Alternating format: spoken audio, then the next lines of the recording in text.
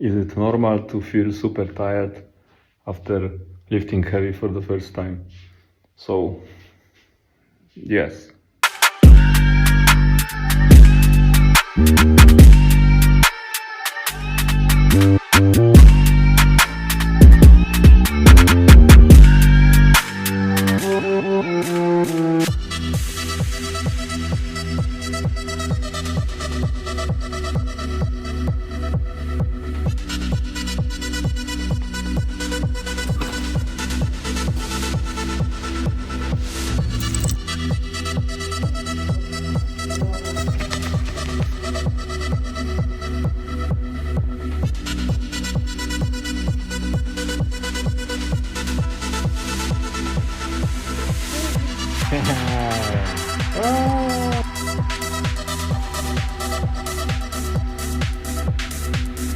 Okay, back in the gym. Today is Monday and I'm doing max effort upper.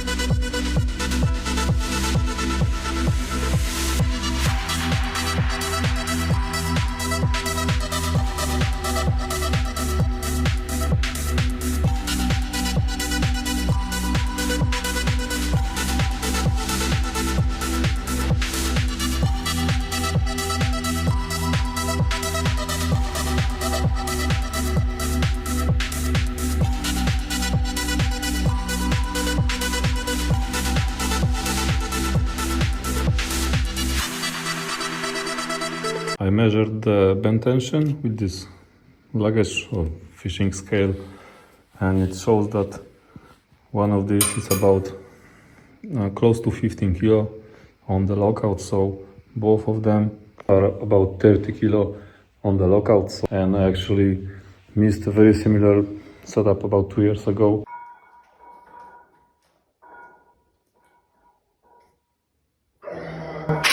And it was actually with less bend tension. Okay, back in the gym. Today is Thursday. I'm going to do dynamic efforts lower. I'm thinking about doing Q&A, but it's not going to be a regular Q&A. And yeah, it's going to be a Q&A with AI.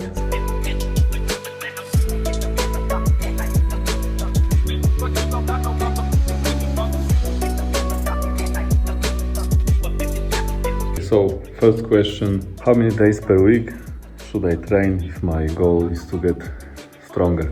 I think you should train at least 2 days per week. If you only can train 2 days per week, I would structure it like one of the days would be a bit lighter, more focused on the volume, and the other day would be more focused on heavy work and lower rep ranges. For most people, ideal is 3 days per week, and this is also the way I train.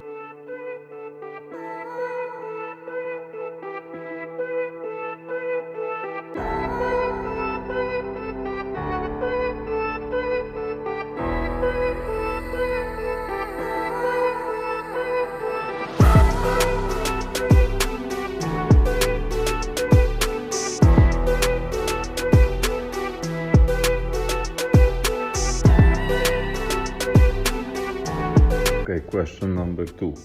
What is the difference between training for strength and training for size, hypertrophy? Well, the main difference is the goal itself.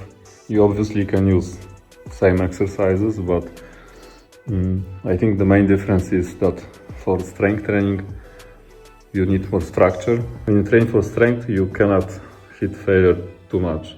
You can do and probably should do on like minor accessories, but on your main lifts and your main accessories, you need structure because you work with heavier loads, accumulate too much fatigue, and that will set you back in your progress. It's good to have a plan when you train for size or for physique goal or whatever, but yeah, I think it's more important for strength training.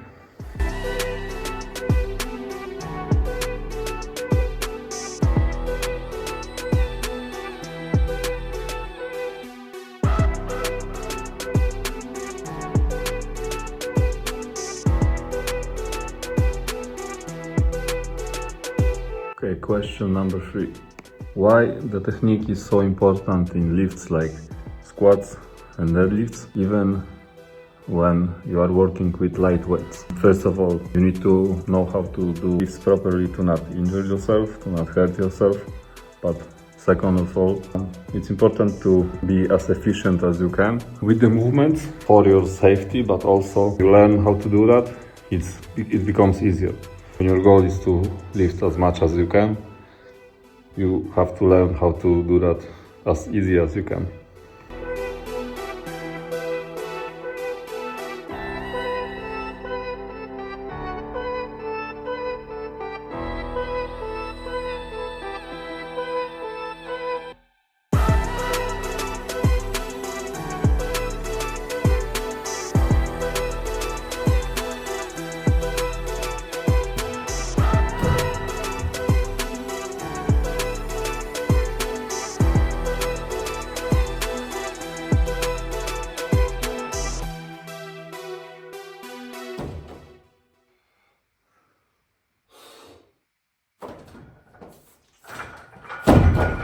Okay, let's go with another question. Is it normal to feel super tired after lifting heavy for the first time? So, yes, because you just did something new. Your body is not used to exerting itself so much. You should learn to manage that load management, stress management, and recovery.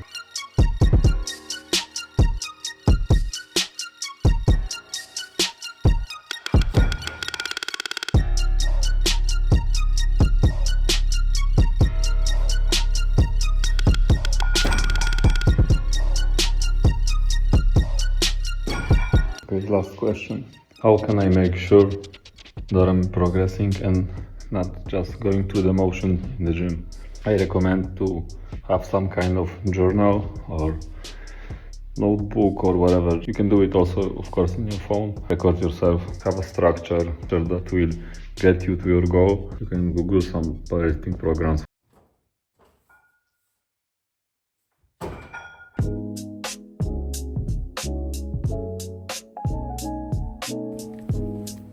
We went for a walk, and I think I'm gonna try to do the second part of Q&A.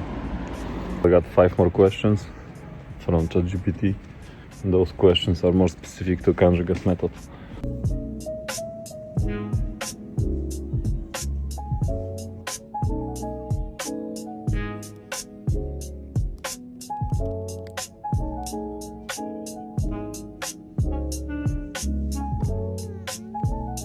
Okay, so we went to Albert Heijn, we got some Monster. They were out of white Monster sadly, but the strawberry green is also pretty good. I also bought some snacks, sour gummy bears, some marshmallow, some protein bars for intra-workout meal when I'm starting to get hungry, because I noticed on my last workout that I was starting to get kind of hungry. It affected like my mood and my performance. So it's late very often when I train, so it's not very convenient to go upstairs and prepare some food. Question number 6. What exactly is conjugate method and how is it different from other strength training programs? So conjugate method is the method popularized by Louis Simmons, and it was his adaptation of Soviet tactics on being stronger and better in sports for athletes. Yeah, so basically the method was developed for weightlifting Olympic athletes, but could also be applied to basically all of the sports. The first rule was to train your speed and force production and acceleration with the sub-maximal weights. Train maximum loads repeatedly and train variation of the movements. The accessory work should be designed specifically to your weak points. GPP, which is general physical preparedness, so it's like your base athleticism, something less taxing, but it should be demanding on your cardio. Okay, another question. Why does conjugate method uses so many variations instead of just squatting, benching and deadlifting all the time? So basically it is a way to avoid the burning out. Because if you change the stimulus, you can avoid accumulating the fatigue. The next question: what is the point of dynamic effort and how lifting submaximal weights can make me stronger? First of all, you can train the technique, which is probably most important thing, and it's easier to do so with submaximal weight, but you also need to do that with maximal weight. Those weights allow you to learn to accelerate and teach your body how to recruit as many motor units as possible, and then you can use those motor units effectively with the maximum weights. Next question: how do I choose correct accessory exercises? So you need to analyze your lifts and especially your max attempts on main movement, and you have to see where is your sticking point, weakest link, and you need to make that stronger. And the last question is, do I need specialty bars, chains, bands and other equipment to train candidate method? And the answer is no. And actually I didn't use the bands for about a year, and yeah, I did pretty good.